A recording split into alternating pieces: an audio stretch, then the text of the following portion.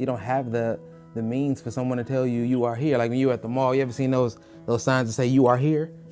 You know, like those are your mental health professionals. They're actually trained to let you know where you are and where you need to be, and they can help you get there. Problem is, those little signs are positioned every now and then at the mall. The mall is huge. You got 3 or 4 signs scattered randomly.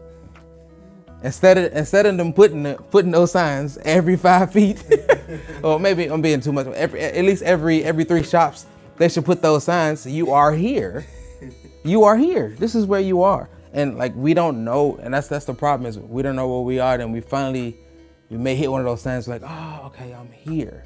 Okay, but by that time it's too late. You're saying that our mental state needs to change and grow, because where we were back then, we need some new skills.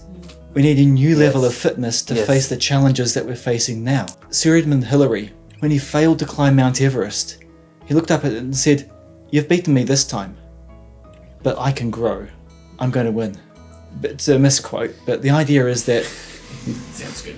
Yeah. Sounds great, man. I tell you the reason. But you're saying like stay alive in the process. You know, like you're a young boy at one point in your life, or me, and then you're a teenager, and then a young adult, and an adult, and you know you need to stay alive in the process and sort of be present with yourself. Yeah.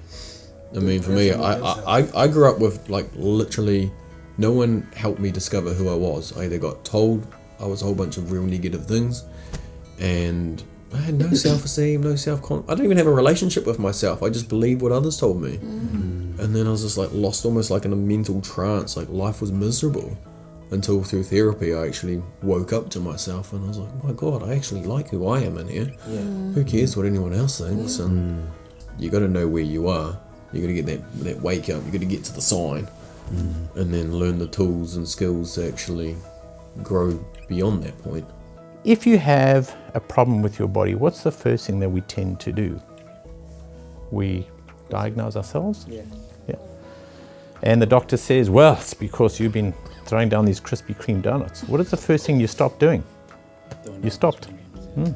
You stopped the poisons from coming in. It's a very important thing to actually see where you are. The most important thing you can do is say, actually, I am like this. This is how I feel. I'm on this train. I'm actually at the wrong stop. Just take a baseline. Where am I? I'm being able to normalize where I am right now. This is where I am.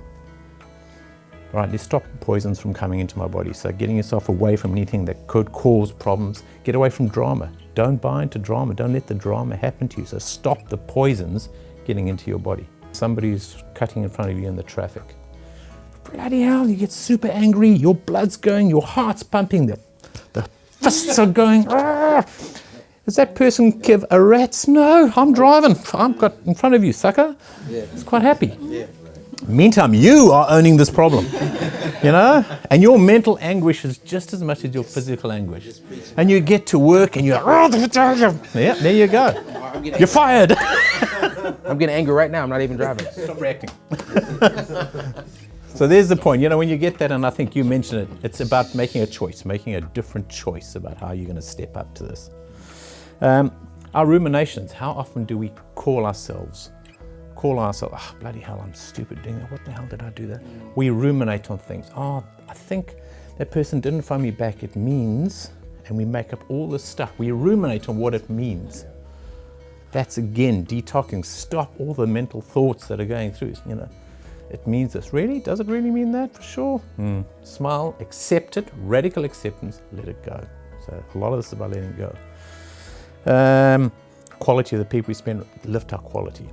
Our environment, what's our work like? What's our home like? Can we improve the ways we do these sort of things? And I think somebody mentioned mindfulness and meditation. That's how we can start improving and detoxing. Finally, when we want to do something right with our lives, we go and we re-energize. Physically, we re-energize. We get good nutrition. I think you talked about emotional nutrition. Spot on. You're going to get a fantastic body by eating Krispy Kremes all the time, but if you go and you have good salads and you go and eat good food, good nutrition, same thing for your mind. Feed it the right stuff. Move, get some physical activity. That's great for the brain. There was an exercise done by a psychologist called Lazar, who just taught meditation to people over 8 weeks, measured the size of their prefrontal cortex. Over 8 weeks of just learning meditation, the size of their brain actually increased. This is neuroplasticity at work. This is neuroplasticity where our brains are actually growing, and they'll carry on growing our whole lives. We can change our brain constantly.